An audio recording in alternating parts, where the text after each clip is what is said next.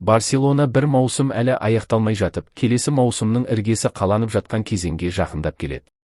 Барселона жанкүйерлерінің көз алдында жаңа маусымның бейнесі біртіндеп қалыптасуда. Ханс Дитер Флик жаттықтыратын команда чемпиондыққа ұмтылып, бапкердің жеке рекордын жаңартуға жақын тұр.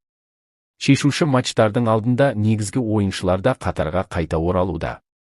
Дегенмен, клуб ішінде тағы бір маңызды сұрақ жиі көтеріле бастады. Жазда шабуыл шебінің жаңа көшбасшысы кім болады? Хулиан Альварес басты арман, ал Жоау Педро нақтырақ жоспар ретінде қарастырылып отыр. Осы жағдайлардың барлығы алдағы апталарда Барселона үшін ерекше маңызды етеді. Барселона тек Ла Лига чемпионы болуға жақындап қана қоймай, маусымды жаңа рекордпен аяқтауға да мүмкіндік алып отыр.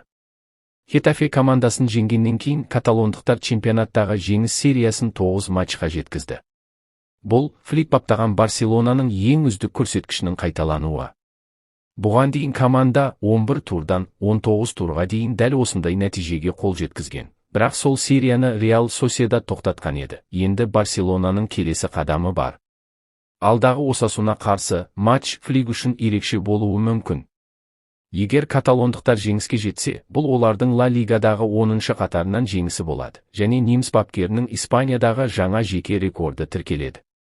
Яғни команда тек чемпиондық үшін емес, тарихқа енетін серия үшін де күресуде. Бұдан бөлек, Барселона барлық қалған ойындарын жеңсе, Фликтің бапкерлік мансабындағы ең үздік нәтижесіне жақындай алады. Ол Бавария клубында кезінде Бундеслига аясында қатарынан 13 жеңіске жеткен. Сол маусым тарихи секстетпен аяқталған еді.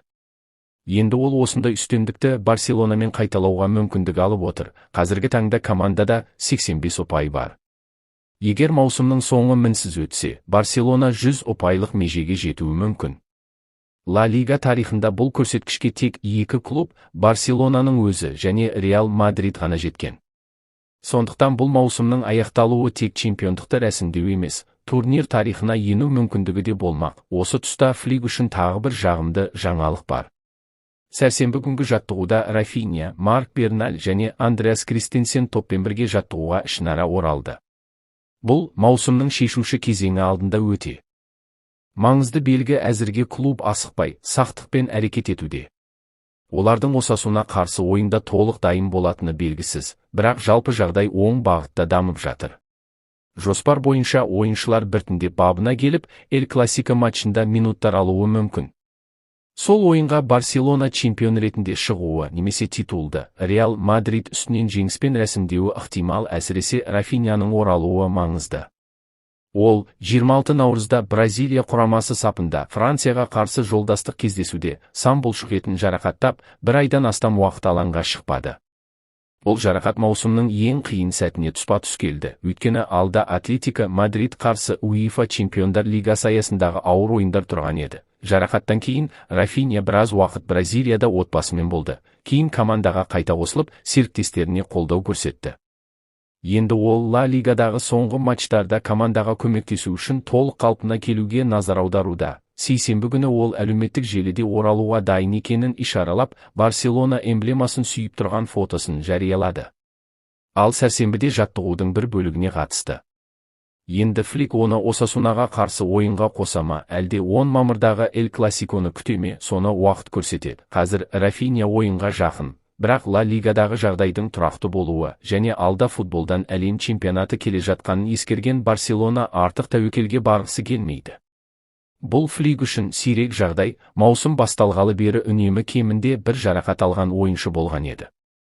Ал қазір, Ламин Ямаль қоспағанда барлық дерлік футболшылар сапқа қайта оралды. Ямаль бұл маусымда Барселона үшін енді ойнамайды, бірақ Испания құрамасы оның әлем чемпионатына оралу жоспарын дайындап қойған. Жоспар бойынша ол алғашқы матчты өткізіп жібереді. Екінші ойында шамамен 20 минут ойнайды, ал үшінші кездесуге толық дайын болуы тиіс. Испания құрамасы оны асықтырмай, біртіндеп ойын ырғағына қайтаруды көздеп отыр.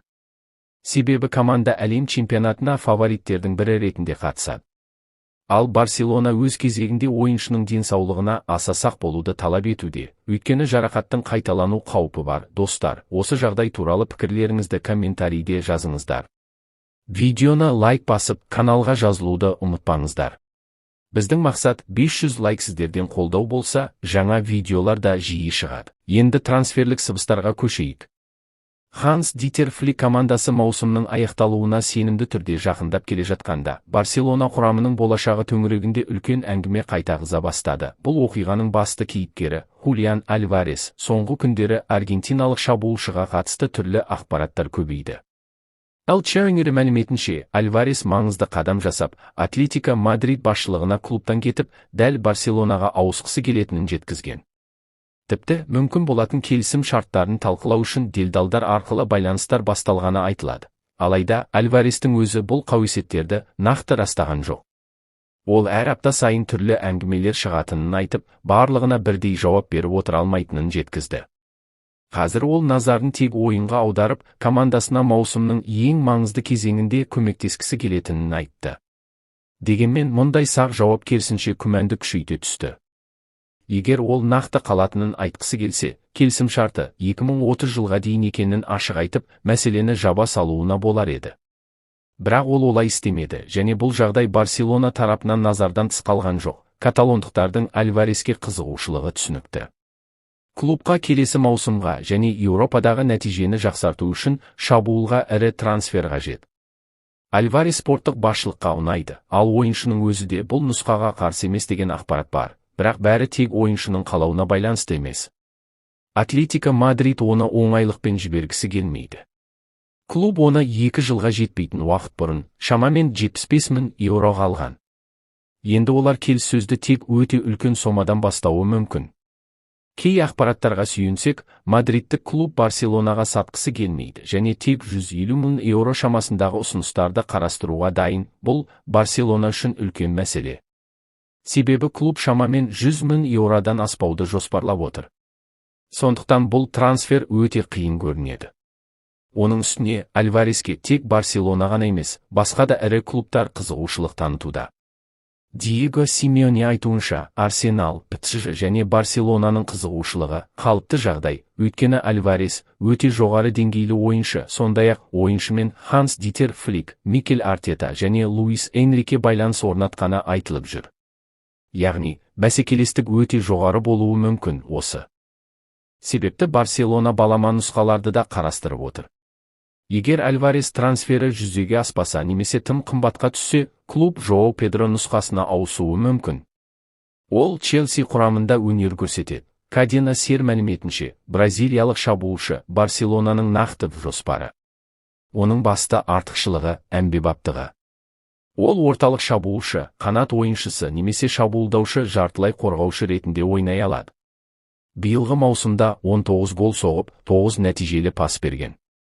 Клуб оның тар кеңістікте ойынды құра білу қабілетін жоғары бағалайды. Фликтің жүйесі үшін мұндай профиль өте маңызды. Себебі бұл жай ғана шабуылшы емес, түрлі шешім ұсына алатын ойыншы. Барселонада 24 жастағы Жоау Педро жеткілікті деңгейде қалыптасқан, бірақ әлі де өсу әлеуеті бар футболшы деп есептейді. Ол Бразилия құрамасының ойыншысы, команда стиліне тез бейімделіп, шабуылда бірден пайда әкелуі мүмкін. Егер Альварес трансфері іске аспаса, Жоау Педро нұсқасы одан да маңызды бола түседі. Тіпті Боян Кркич оның өзін Альварестен бұрын таңдар едім деген пікір білдірген. Оның айтуынша, бразилиялық ойыншы Флик жүйесіне жақсырақ сәйкес келеді. Ол қақпаға арқасын беріп ойнай алады, қанатқа ығысады, шабуылдарды жақсы аяқтайды. Әуеде мықты және шабуылдағы мүмкіндіктері кең, сонымен қатар Челсидің жағдайы да әсер етуі мүмкін. Ағылшын клубына қаржылық себептермен ойыншыларды сату қажет болуы ықтимал. Бұл Барселона үшін бұл трансферді шынайырақ етеді. Әрине, бұл оңай мәміле болады деген сөз емес, бірақ Альвареспен салыстырғанда әлдеқайда қолжетімді жол. Қорытындылай келе, жағдай мынадай: Барселона шабуылды күшейткісі келеді. Негізгі мақсат Хулиан Альварес, бірақ оның трансфері баға, бәсекелестік және қаржылық шектеулерге байланысты өте қиын. Егер бұл жоспар жүзеге аспаса, негізгі назар Жоау Педроға ауысуы мүмкін, сондықтан алдағы апталар шешуші болмақ. Флик командасы чемпиондық үшін күресіп жатқанда, клуб басшылығы болашақты да ойлап отыр. Қазір басты сұрақ, Барселона Альварес үшін үлкен қадам жасай ма, әлде Жоау Педро сияқты нақты әрі қолжетімді нұсқаны таңдай ма? Пікірлерде жазыңыздар. Сіздің ойыңызша, Барселона үшін қазір не маңыздырақ, чемпиондықты тыныш аяқтау ма, негізгі ойыншыларды толық формаға келтіру ме, әлде шабуылға үлкен трансфер жасау ма? Егер видео ұнаса, лайк басып, каналға жазылып, қоңыраушаны қосуды ұмытпаңыз. Барселона туралы ең маңызды жаңалықтарды жіберіп алмау үшін